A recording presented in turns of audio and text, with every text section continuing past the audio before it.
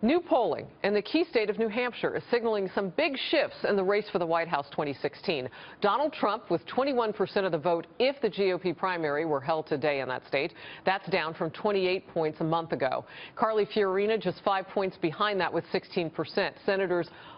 Senator Marco Rubio and Dr. Ben Carson tied with 10% each. On the Democratic side now, Senator Bernie Sanders leading with 48%. Now remember, New Hampshire is right next door to his home state, Vermont. Hillary Clinton trailing with 39%. That's a big gap. The Fox News political insiders are here, and you can join the conversation on Facebook and Twitter. Pat Caddell, a former pollster for President Jimmy Carter and Fox News contributor. And I know you are aware they are getting some rain down there in South Carolina, so our prayers to all of those there.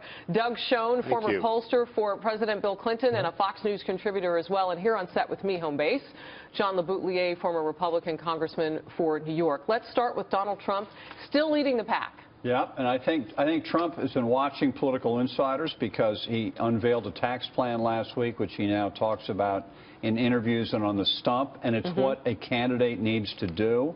He needs to move a little bit now into more substance, and it will solidify his lead as the front runner, which he still is, even though the media is trying to say, oh, he's losing support.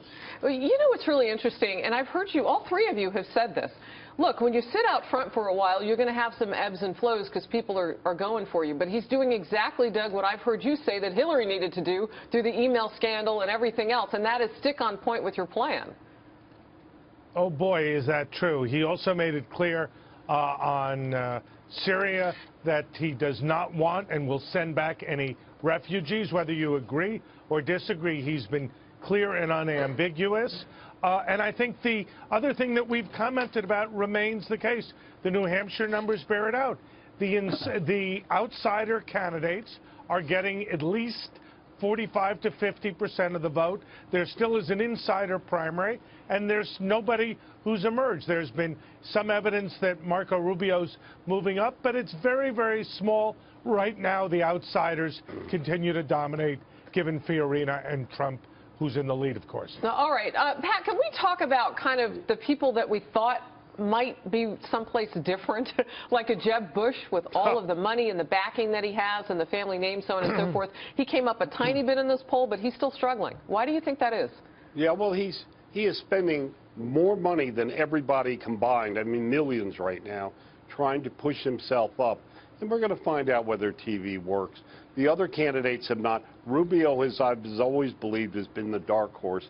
But meanwhile, as Doug said, the insider's primary goes on, dominates. And what I find interesting, despite the writings of the Washington Post chief political reporter today, who said those all three don't matter, back to the insiders, is that what was for, we will see for Hillary, what was a minor, not to be made much of, 2-point drop for Bernie Sanders in New Hampshire, for Trump, is the end of the world. The media has a narrative here. They've never figured him out or figured out what's going on, and they are desperate to see to grapple for any sign. And even if Trump were to go, we would get another outsider. Colleen Whitman writes on Twitter, who is Trump's biggest threat, Rubio or Fiorina? What are your thoughts? I think Fiorina, actually. I think she's the hottest one since the second debate. She did well in the debate. I think that Mr. Trump needs to watch what she did in that debate and try to do the same thing. In other words, a little more rehearsed, a little more, less spontaneity, less personal invective, more meat on the bones. He needs to show that he has a command of issues, not just tap into the anger that everybody's a stupid idiot that's in Washington. We already know that. Now let's show how smart you are by telling us specifically what are you going to do. Well, he got very detailed on the tax plan. He did. He drilled that down. And as Doug said on Syria, but there's more. How about health care? What are we going to do about that? Randy Ballet writes on Twitter as well, what ticket do Democrats fear the most, Doug Schoen, Trump/Carson, Cruz/Rubio? What are your thoughts?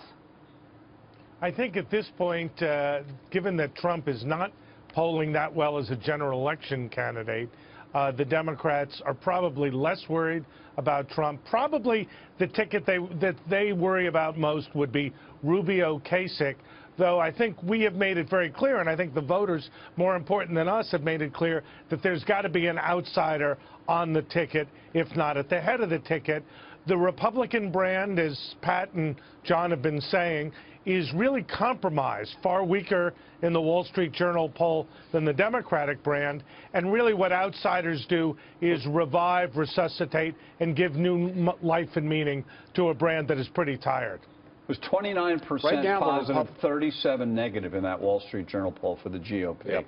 Terrible numbers. So Jason Chaffetz, though, who has put his hat in the ring for Speaker of the House now, running against Kevin McCarthy. It's interesting that you say that, because one of the things that he says he's bringing is that outsider perspective to the Speaker of the House job. Right. Well, let me tell you, first of all, this fight that is now becoming apparent is going to come this week.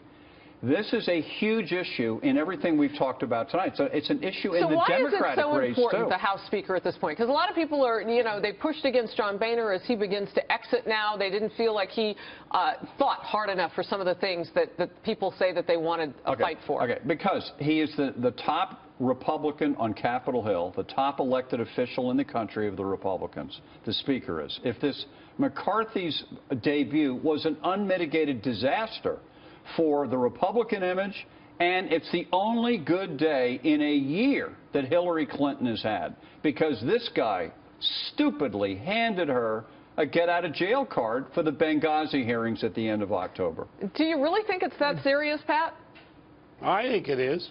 I think it's one of the worst political mistakes in my lifetime. Oh, my this goodness. man is just that would discredit. I think he should be disqualified just for that. If you can't figure out that giving her, telling people, oh, our partisan hearing is what's really doing this, when Trey Gowdy has worked so hard and gotten such credibility, and then just allow her to have to back up her argument about in the media that this is a right-wing Republican plot going on Benghazi. If they didn't elect him, they all ought to be shot. This is oh, my goodness gracious, Pat. And it keeps getting I know you stupider. mean figuratively, politically. I don't know really what that looks like. Figuratively, yes. But he did go on to clarify his remarks. Doug, I want to get you real quickly. They didn't do a very good job of that. Okay, No. we get your drift, Pat. Doug, before we go to break, just real quickly, Jason Chaffetz, there might be others who put their hats in the ring. We're getting some reports that possibly the vote for Thursday would be pushed back. Your quick thoughts. Well, time is on the side of the opponents of Kevin McCarthy. I agree with John and Pat that it was a big, big mistake. And, you know, you mentioned Hillary Clinton. What the numbers are now showing is that Joe Biden causes her real problems, dividing her vote, weakening her in Iowa and New Hampshire. So that story is yet to be written, too, Harris. Both are in play.